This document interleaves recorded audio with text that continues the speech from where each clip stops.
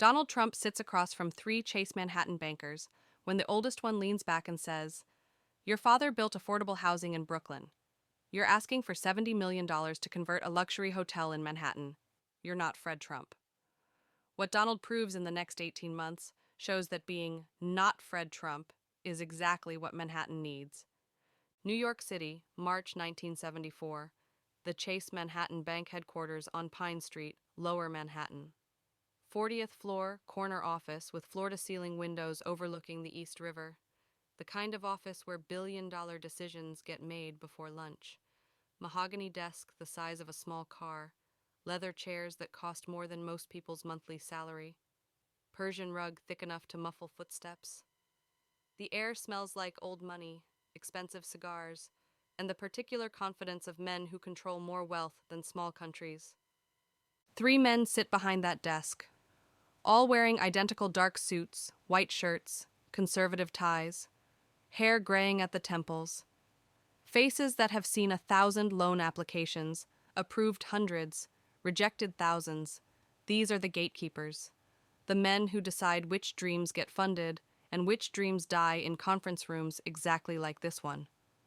Donald Trump sits across from them, 28 years old, 6 feet 2 inches, blonde hair carefully styled, wearing a dark blue suit that fits perfectly, because he understands that in rooms like this, appearance matters as much as numbers. Navy tie, gold cufflinks, black leather shoes polished to a mirror shine. His leather briefcase sits on the floor beside his chair. Inside that briefcase, 200 pages of architectural plans, financial projections, market analysis, and a vision that these bankers cannot yet see. He's been in this office for 23 minutes. The first 15 were polite. Small talk about weather, about the state of New York real estate, about his father, Fred Trump's successful career building middle-income housing in Brooklyn and Queens. The bankers know Fred Trump. Respect him. Fred is one of them. Old-school developer. Conservative. Reliable. Builds on budget. Delivers on time. Makes steady profit. Nothing flashy. Nothing risky. Just solid, dependable real estate development that banks love to finance. But the last 8 minutes have shifted. Donald presented his proposal. The Commodore Hotel conversion, a massive, dying hotel next to Grand Central Terminal, built in 1919, once magnificent, now decaying. Homeless people sleeping in the lobby, windows broken, carpets stained, the kind of building that makes tourists avoid that entire block. A symbol of New York's decline. The city is broke, crime is up, middle class is fleeing to suburbs, Manhattan real estate is in freefall. Nobody is building, nobody is buying, everyone is waiting for the city to collapse completely. And into this environment, Donald Trump is proposing to take this rotting hotel and convert it into a luxury property. Not just renovate it, transform it, tear out everything inside, rebuild from the bones, create a modern, gleaming hotel that attracts high-end business travelers and tourists, partner with Hyatt Hotels to operate it, make it the flagship of their entire chain, create something Manhattan hasn't seen in years. Optimism, success, a building that says New York isn't dying, it's evolving. The cost, $70 million, maybe more once construction starts. In 1974 dollars, that's an enormous sum, the kind of money that builds entire housing developments, the kind of money that requires absolute confidence from lenders, the kind of money these three bankers are absolutely not going to approve for a 28-year-old with almost zero experience in Manhattan real estate. The oldest banker, his name is Richard Morrison, 58 years old, been at Chase for 34 years, worked his way from junior analyst to senior vice president of commercial lending, approved thousands of loans, built a reputation for being conservative but fair, never took unnecessary risks, never bet on unproven developers, never financed projects that didn't have every angle covered. He leans back in his leather chair. It creaks slightly. He folds his hands across his stomach. Looks at Donald for a long moment. His face is neutral, but his eyes are skeptical. Morrison says, "Mr. Trump, your father is a respected developer. We've worked with Fred Trump for 25 years. He's reliable, consistent, profitable. He understands his market. Brooklyn, Queens, middle-income housing. He's the best at what he does. Donald nods. Doesn't interrupt. Knows what's coming. Morrison continues. But what you're proposing here is fundamentally different. This isn't Brooklyn. This is Manhattan. This isn't affordable housing. This is luxury hospitality. This isn't a market your father knows. This isn't a market you know. The second banker speaks up.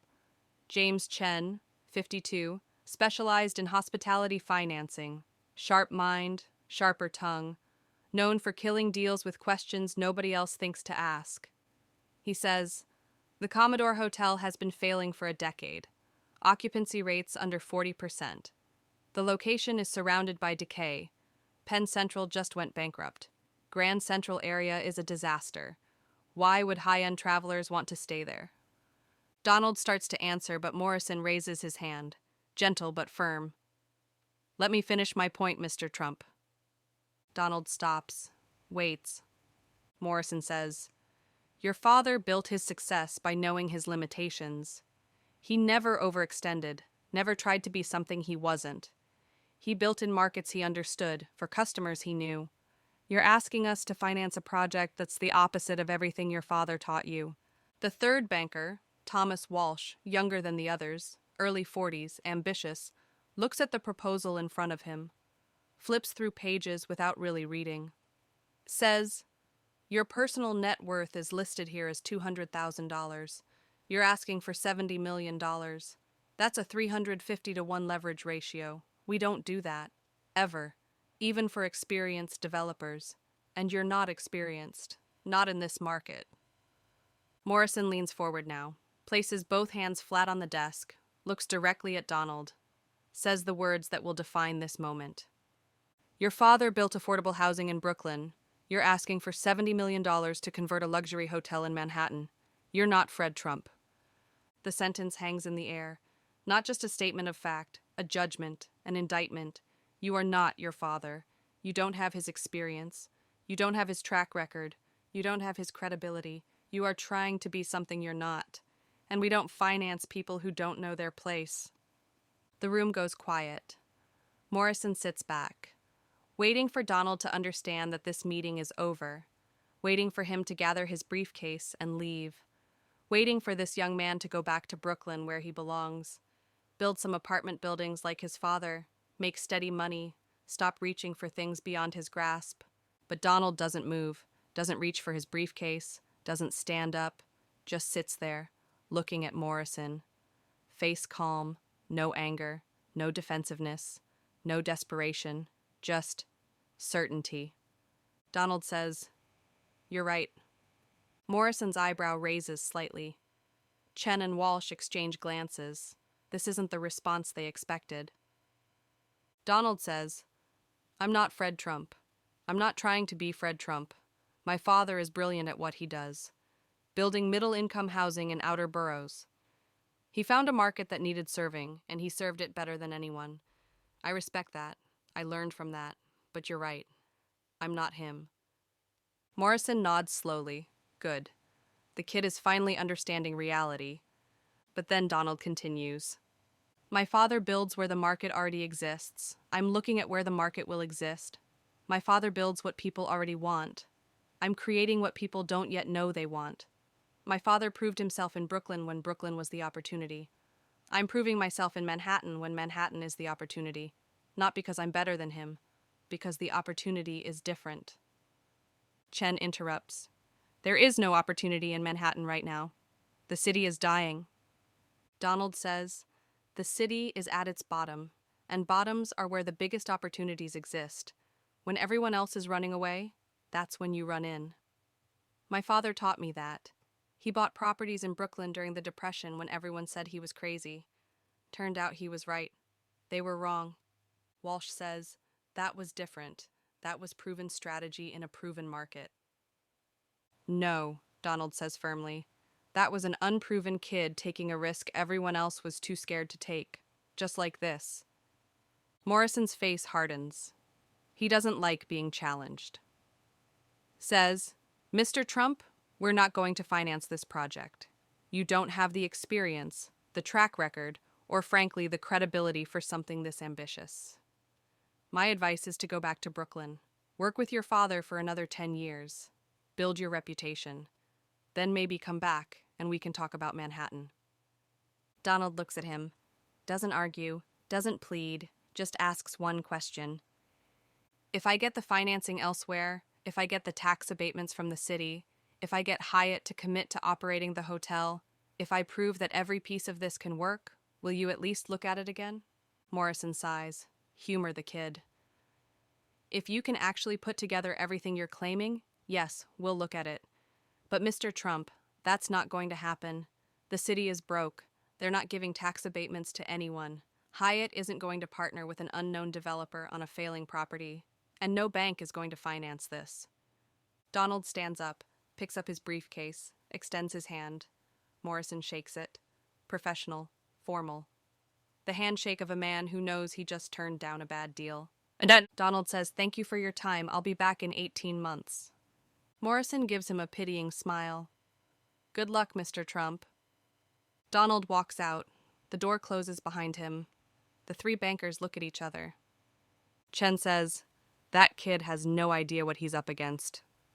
Walsh says, "Fred Trump's a great developer. Shame his son didn't inherit his common sense." Morrison says nothing, just makes a note in the file.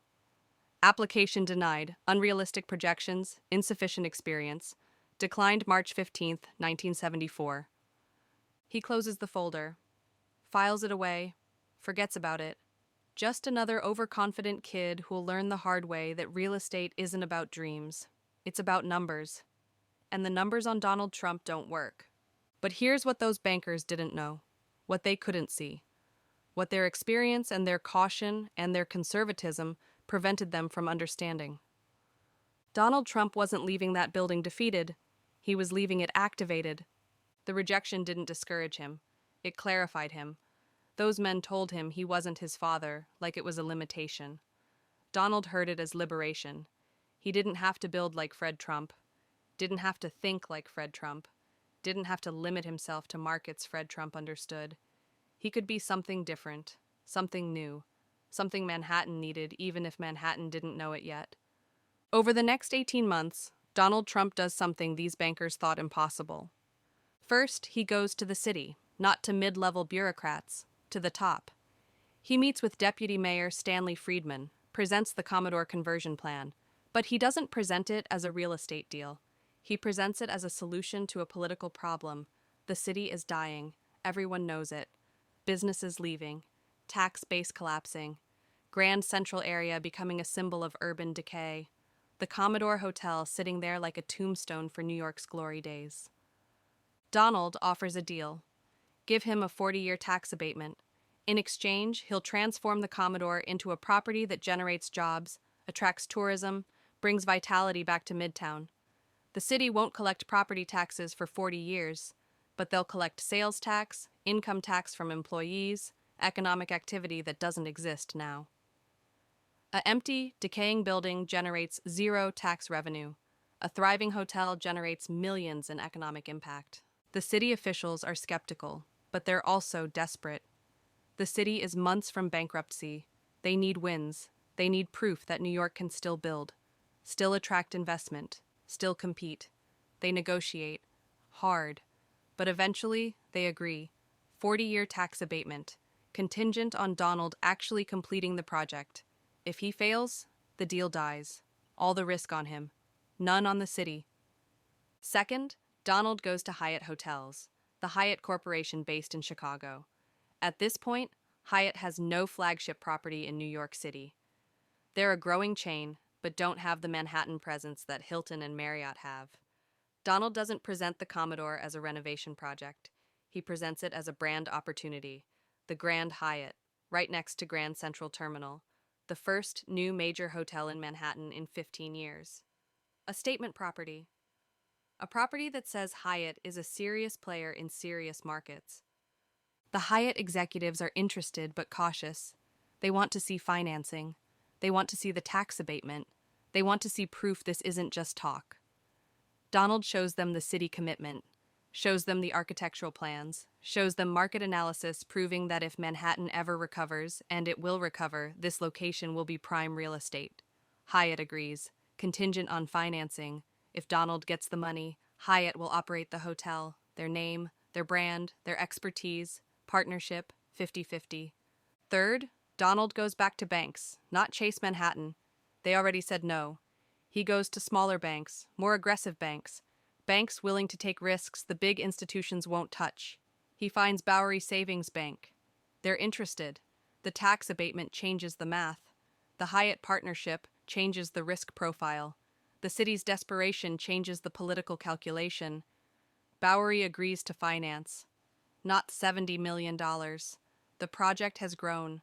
Now it's $120 million. Bigger vision, bigger risk, bigger potential. Bowery's condition: Donald needs equity partner. Someone with deep pockets who can absorb losses if the project fails. Donald brings in the Equitable Life Assurance Society, one of the largest insurance companies in America. They commit $35 million in equity. They're betting on New York's future, betting that the city survives, betting that this young developer might actually know something the conservative bankers don't. Piece by piece, Donald assembles what Morrison said was impossible. City tax abatement, hotel operator commitment, bank financing, equity partner.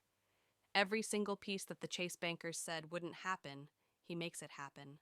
Not through connections, not through inherited advantage, through persistence, through refusal to accept other people's limitations, through understanding that the word impossible means nobody has done it yet. Construction begins in late 1975. The Commodore Hotel gets gutted, everything ripped out, down to the structural frame, rebuilt from the inside out. New mechanical systems, new interiors, new facade, the entire building wrapped in reflective glass, dark bronze glass that mirrors the sky and the surrounding buildings, modern, sleek, the opposite of the ornate stone hotels from the 1920s. A building that announces, New York is not dead. New York is evolving. September 1980, the Grand Hyatt opens.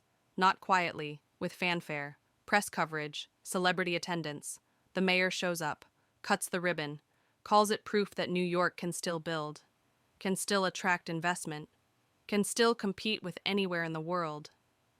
The hotel is immediately successful. Occupancy rates over 90%, room rates higher than projections, revenue exceeding every forecast. Within 2 years, the Grand Hyatt is one of the most profitable hotels in New York City. The Bowery Savings Bank gets repaid ahead of schedule. The Equitable Life Assurance Society makes returns exceeding their most optimistic scenarios. The city sees economic activity in Midtown that hasn't existed in a decade. Everyone wins. And Donald Trump, at 34 years old, has proven something that 3 Chase Manhattan bankers said was impossible. October 1980, 1 month after the Grand Hyatt opening. Donald Trump gets a phone call. His secretary tells him Richard Morrison from Chase Manhattan is on the line. Donald takes the call. Morrison's voice comes through, professional, formal. Mr. Trump, I'm calling to congratulate you on the Grand Hyatt opening. Impressive accomplishment. Donald says, "Thank you." Morrison pauses, then says, "I'm also calling because Chase Manhattan would like to discuss financing opportunities for your future projects. We believe you've demonstrated the kind of vision and execution capability that aligns with our growth strategy." Donald lets the silence hang for a moment.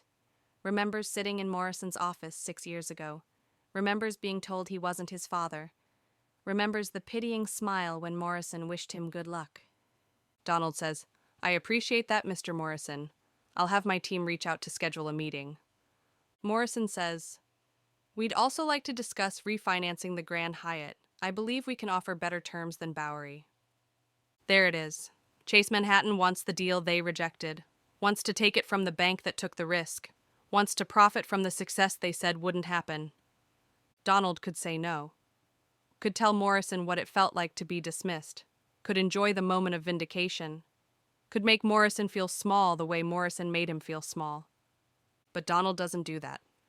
He says, "Let's set up a meeting. I'm always open to better terms." Morrison sounds relieved. Excellent. I'll have my assistant coordinate with yours. They hang up. Donald sits in his office, the office in Trump Tower, which he's already planning. The building that will be even bigger than the Grand Hyatt, even more ambitious, even more impossible, according to people like Morrison. Donald's assistant asks if he wants her to set up the Chase meeting. Donald says, "Yes, but not with Morrison. Tell them I'll meet with the president of the commercial lending division, Morrison's boss." The assistant smiles, understands. "Yes, Mr. Trump." Years later, a journalist asks Donald about the early rejections, about the bankers who said no, about being told he wasn't his father, whether it made him angry. Donald thinks for a moment, then says, "The best thing anyone ever told me was that I wasn't Fred Trump, because they meant it as an insult. They meant I was less than my father, but I heard it differently. I heard that I didn't have to be limited by what my father did. I could build something new, something bigger, something Manhattan needed." He continues, "My father was a great builder, maybe the best at what he did. But what he did was for Brooklyn. What I do is for Manhattan. Different markets, different customers, different approach. Neither one is better. They're just different. And Manhattan in 1974 needed someone who thought different. Someone who saw opportunity where everyone else saw failure." The journalist asks, "Do you think Richard Morrison regrets turning you down?" Donald smiles. "I think Richard Morrison learned something valuable. That experience isn't everything. That track record isn't everything. That sometimes the person with the least experience has the clearest vision, because they're not limited by all the times they were told something can't be done." The journalist writes this down, then asks, "What would you say to someone who's being told they're too young, too inexperienced, too different to succeed?" Donald doesn't hesitate. "I'd say the person telling you that is probably right about one thing. You are different. You are not like the people who came before you. And that difference, that thing they're using as a reason to reject you, that's actually your biggest advantage. Because markets don't need more people doing the same thing the same way. Markets need people who see what others don't see, who build what others won't build, who take risks others are too cautious to take." He leans forward. "But here's the critical part. Being different isn't enough. You have to prove it. You have to do the work. You have to assemble every piece they say you can't assemble. You have to turn their no into fuel instead of an excuse. Morrison told me no. I didn't waste time being angry about it. I used that no to prove what yes looks like." The Grand Hyatt still stands today. Over 40 years later, still profitable, still successful. Still proof that a 28-year-old with $200,000 and a vision could create something that men with decades of experience said was impossible. But the Grand Hyatt isn't the real legacy of that Chase Manhattan meeting. The real legacy is what Donald learned in that room. That being compared to your father and being told you don't measure up isn't an insult. It's information. It's permission. Permission to build something different, something new, something that doesn't fit in the old boxes. Fred Trump built Brooklyn. Donald Trump built Manhattan. Neither one is better. They're just different generations responding to different opportunities with different approaches. And sometimes, the greatest gift your critics can give you is telling you that you're not like the people they respect. Because maybe the people they respect built the last generation's opportunities. And maybe you're here to build the next generation's opportunities. Morrison retired from Chase Manhattan in 1986. Successful career, approved thousands of loans, built a solid reputation, did everything right according to banking standards. But he's remembered for one thing more than anything else: the loan he didn't approve, the deal he rejected, the young developer he told wasn't like his father. Sometimes what you say no to defines you more than what you say yes to. Donald Trump took that no and turned it into the Grand Hyatt, then Trump Tower, then an empire that reshaped New York real estate, not despite being told he wasn't Fred Trump, because he was told he wasn't Fred Trump. So ask yourself, who's telling you that you're not like the successful people who came before you, and are you hearing that as an insult or as permission? Because the person who tells you you're not like them might be giving you the most valuable information you'll ever receive. You're not supposed to be like them. You're supposed to be like you, building what only you can build, seeing what only you can see, creating what only you can create. That's not a limitation. That's your advantage. Morrison couldn't see it in 1974, but 18 months later, the entire city could see it, reflected in bronze glass, rising next to Grand Central Terminal, proof that being different isn't a weakness, it's the entire point.